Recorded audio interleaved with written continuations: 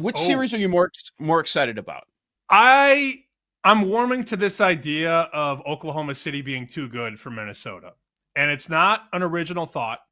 As we discussed yesterday, the two guys I lean on for NBA are both telling me Minnesota's going to be quick work. Mm-hmm. And I think it's more of the competition that Minnesota has maybe not faced. You know, you get through that first series against Old Man River LeBron. Bronny's out there getting minutes. You know it's bad there. Luka's out of shape. They have no size. And Minnesota just ate them up on the glass.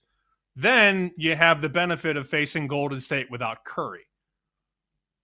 Who's been tested more, right? OKC or Minnesota? Not that it's that simple in a vacuum, but OKC proved all season long, best team in the league, an insane home court advantage, and you've been tested, right? You've been pushed around by Denver with Jokic and Murray and Aaron Gordon before Gordon got hurt and really couldn't play that well in Game 7. But this team has been tested a lot more. Have home court, have the closer in Gilgeous-Alexander, and I think they probably have the better coach. I like Dagno a lot. Um, I'm Hmm. hearing a lot of OKC in 5, which I think a lot of people wouldn't think to bet. You know, oh, this is 6 or this is 7. Both teams are playing well. I'm warming to the idea of a shorter series, and I've also looked at the Thunder to win Game 1 and win the series. You can bet that at MGM. I'll get the price up here in a second. I think it's like minus 150. So you got to win the first game and then win the whole series. That's probably my favorite bet so far in the West. But the East should be a longer series, no? Yeah, no, I would agree with that. And because of the storylines and the fan bases, and we got guys like Nick, and we got guys coming on the network saying Brunson's going to have a 40-piece game, which maybe he has. He's done it before in the playoffs. He's done it before against this specific team. But I think that's the fun one. That's going to be the more fun one. Short, I see the T-Wolves winning a couple games. I'm looking at 6. I know that's probably the popular pick, OKC in 6, but it makes a lot of sense to me.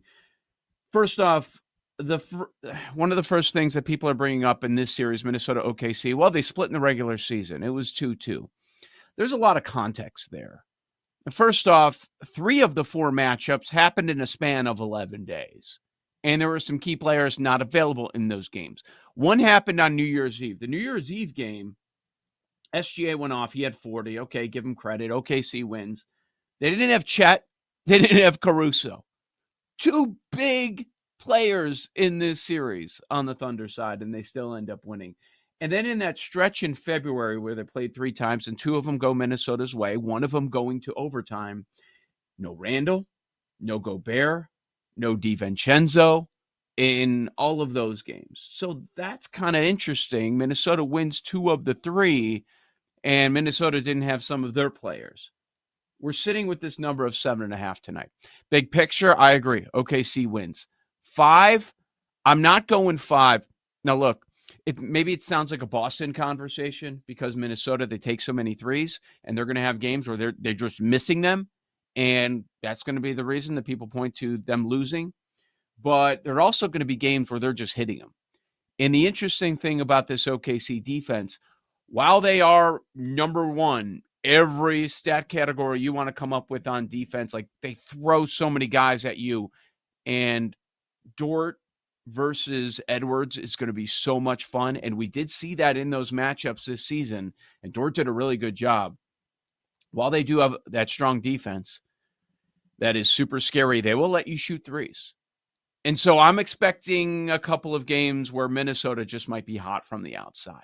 And they're knocking down those threes, and that's how they end up winning a couple of these games. It's not going to be like the last series where Minnesota shoots awful from the outside and they still end up winning. I don't see that going on in this specific matchup against the Thunder. But I do think that Minnesota is going to grab a couple, and we're looking more at 6. I understand your angle with 5. That could be the case. I mean, they took out the Grizzlies. A lot of people were not expecting that. They thought they would win, but maybe they would get 1. No, they got nothing. And there's no rest here.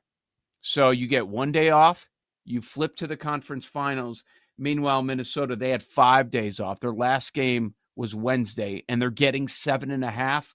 I think this game one is a nice spot here for Minnesota to hang on the road. I'm going to take the 7.5 tonight. I want to pump the brakes a little bit. I remember the first price here was Thunder minus 150, minus 160 to win game one, win the series.